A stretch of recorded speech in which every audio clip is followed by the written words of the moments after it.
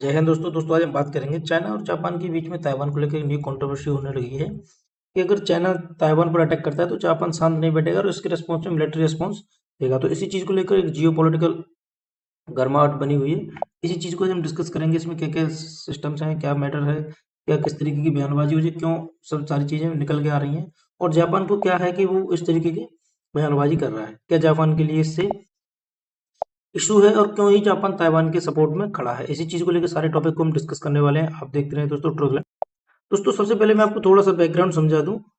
Taiwan को चीन अपनी टेरिटरी मानता है और बीजिंग ओपनली कह चुका है कि रिफ्लेक्शन फोर्स से भी ये किया जा सकता है। अमेरिका, जापान, ऑस्ट्रेलिया और कई इंडो पैसिफिक देश ताइवान की सपोर्ट में आ चुके हैं और इसकी सुरक्षा को लेकर काफी समय से ही चिंतित।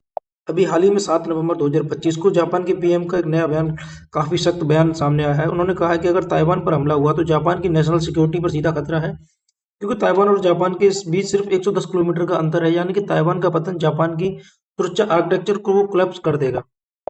दोस्तों जापान सबसे ज्यादा इसलिए चिंतित है क्योंकि उसकी पूरी सप्लाई चेन ताइवान स्विफ्ट के आसपास है, ताइवान स्ट्रेट्स के आसपास से गुजरती है। दूसरे यूएस जापान सिक्योरिटी ट्रीटी के कारण अगर ताइवान पर हमला हुआ तो अमेरिका की फौज जापान की धरती से ऑपरेट करेगी। और तीसरा, चीन के मिसाइल पहले ही जापान की इकोनॉमिक जोन में गिर चुके हैं, खासकर नैन्सी पॉलिसी की ताइवान विजिट के समय।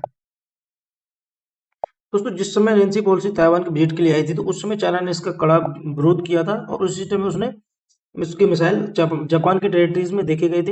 दोस्तों इस चीज को लेकर चीन ने भी काफी कड़ी प्रतिक्रिया दी है। उसके फॉरेन मिनिस्ट्री ने कहा है कि ताइवान हमारा आंतरिक मामला है और जापान को हस्तक्षेप का कोई अधिकार नहीं है।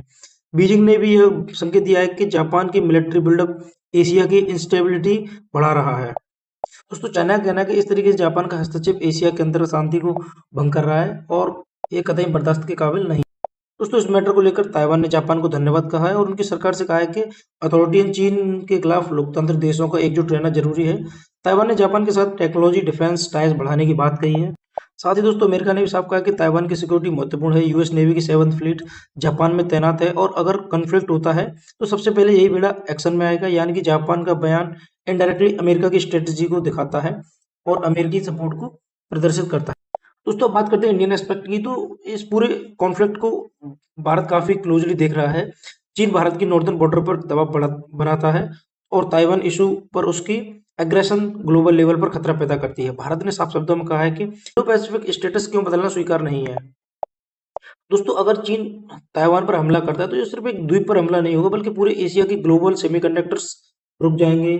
जापान की एनर्जी सप्लाई काफी इससे प्रभावित होने वाली है। साथ ही यूएस चाइना टकराव की संभावना बढ़ेगी और भारत को भी अपनी स्ट्रेटेजिक तैयारियों में तेजी से करनी चाहिए, क्योंकि आने वाले समय में कुछ भी हो सकता है। दोस्तों क्या ये युद्ध होगा? फिलहाल दोनों पक्ष बातचीत के लिए तैयार हैं, लेकिन देख रहे हैं जो स्टेटमेंट आ रहे हैं वो काफी आक्रामक हैं।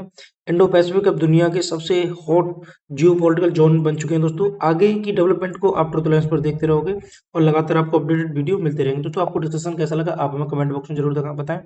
आप देख